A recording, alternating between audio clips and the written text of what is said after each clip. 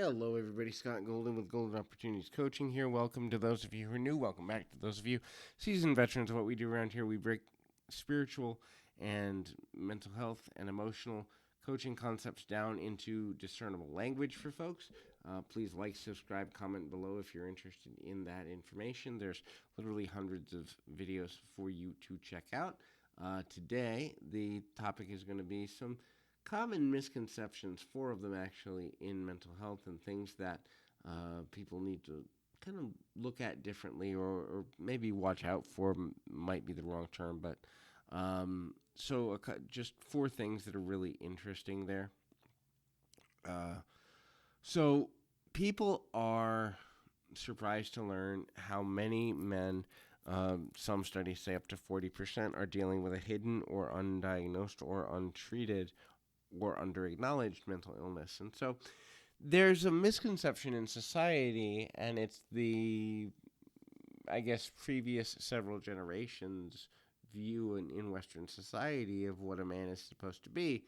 And part of the mainstream conception is the male is supposed to be strong, impenetrable, not have any problems, kind of be a problem solver, know what to do with all things, never show any weakness, never show any negative emotion, certainly never cry. Now, obviously, that is less than it was, let's say, in the 1970s and before, but it still exists for many men, especially in areas of the country where a man's man is taught. Maybe that's, in the deep south or in certain areas where there's a lot of hunting, fishing, camping, nature-based stuff where there is value to men showing strength. It actually does have a basis in human nature, which is the man is the protector.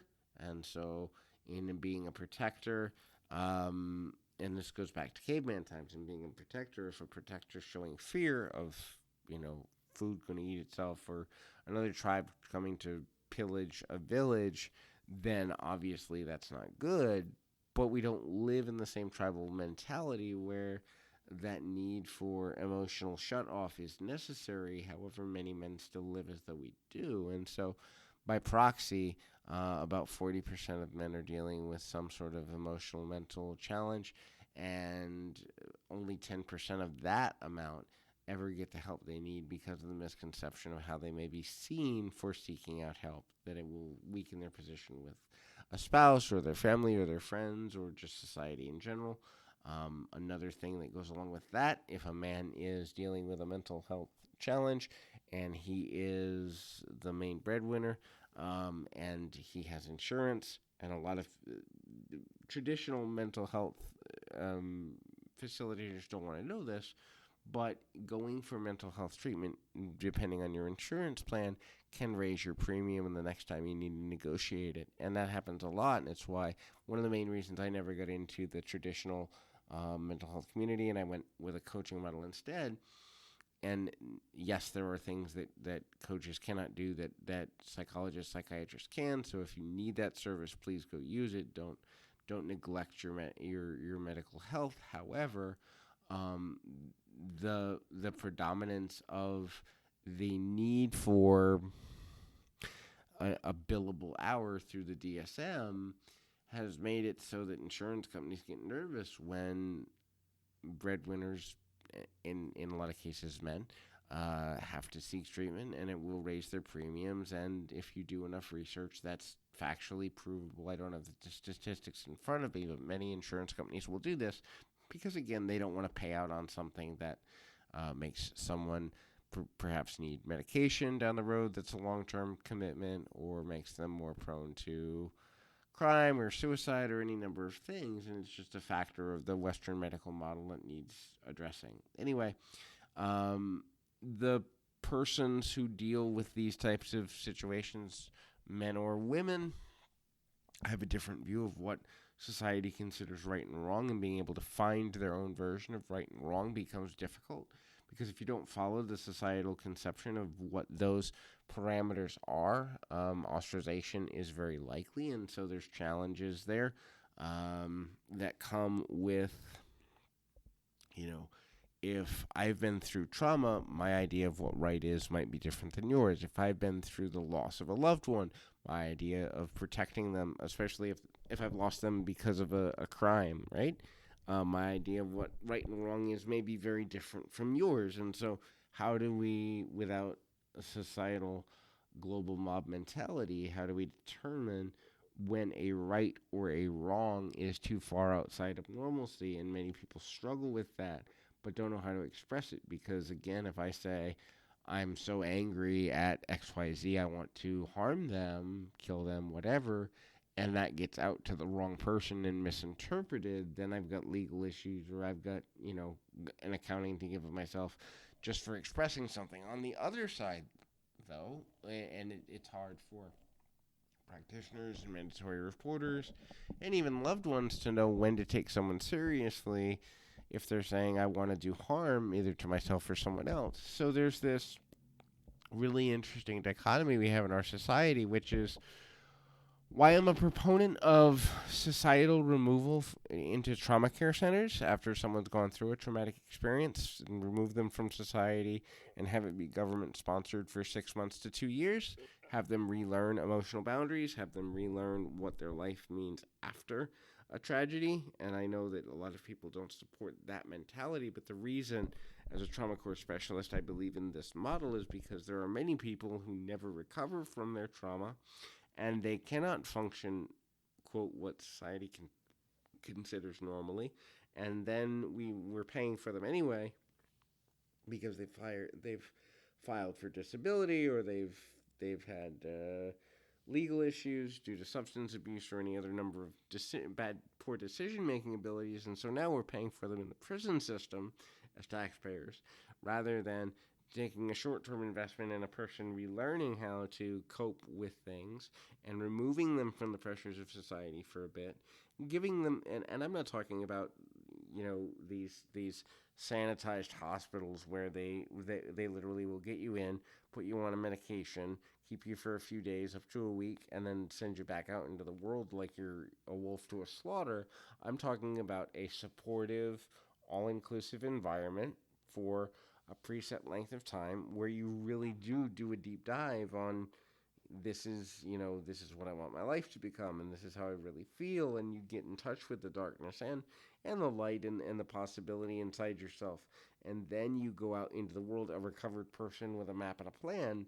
And I know that there are those in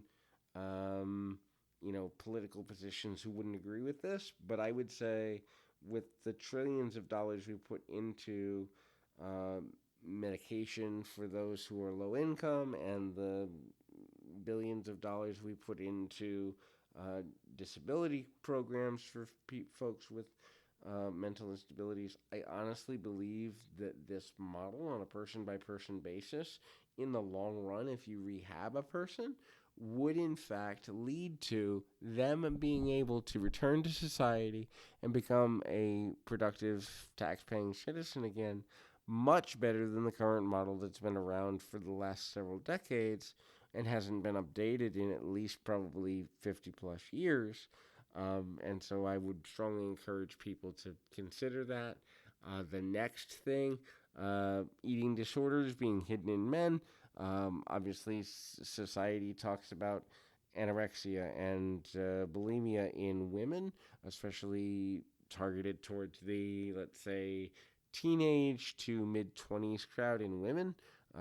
Certainly, folks who have a propensity towards modeling, acting, or public relations related careers, women who've been through it. But again, an eating disorder or body dysmorphic disorder or any sort of body image issue for a man is considered weakness. And so we've got to change how we view men being able to accept themselves. We've got to change as a society how we encourage men to express themselves and make that a safe space and an okay thing to do. We have to change a lot of the misconceptions about what weakness looks like and doesn't look like. And I believe wholeheartedly that this begins by teaching active decision making and active expression to children, male and female, as we would teach a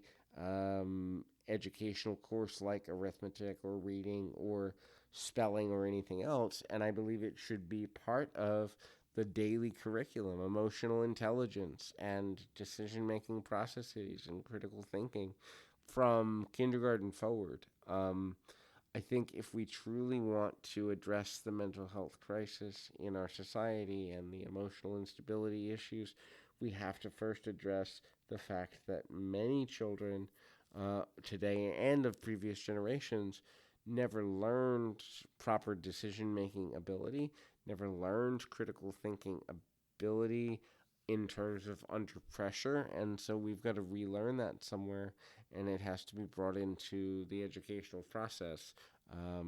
And I think that's really important because men wouldn't need to hide depression or anxiety or eating disorders or anything else if they were taught that expressing themselves from an early age was not only appropriate but encouraged. And if this was reinforced in daily education for the 12, 13 years that people are in school for all generations, I think we'd have a much more conscious and aware generation in the next line to not have as many mental and emotional breaks and thereby illnesses as a result. The final thing is people denying addiction. So, an addict may actually give themselves, and I have personal experience with this, with a biological family member that ultimately has now passed, and I was disowned by the entire family anyway, so it's irrelevant, but who used substances to the point where he was incapable of realizing. Actually, had this happen twice in my bloodline. Incapable of realizing that he had an addiction problem. The brain can become so hooked on substances. In a couple of cases that I'm familiar with alcohol, but it applies to hallucinogenics like PCP, angel dust, Molly, and other drugs as well, but that there's a disconnect from believing that one ever has a problem. And so that disconnect becomes an even bigger problem because now how do you get someone help if they don't think they have a problem at all? And then the brain can actually get damaged to the point where the realization of a problem not only is unlikely, it's almost impossible because the critical thinking part of the brain and the reasoning part of the brain, oftentimes with prolonged alcohol and substance abuse issues, can become damaged. And so now you've got a person who might be in their early 20s or early 30s who doesn't have the neuronic receptors to understand that they're a danger to themselves. And I don't think that's talked about nearly enough in addiction recovery, that a person might need accountability partners, not because they're weak, but because their brain chemistry has changed due to the use of substances at all. And so now they need accountability partners to help them realize when they're going into blind spots where they're not thinking clearly. And so those are just 4 things that I wanted to discuss today. We will be back tomorrow with more really valuable information. But until then, keep your feet on the ground, your mind in the moment. Till next time, everybody.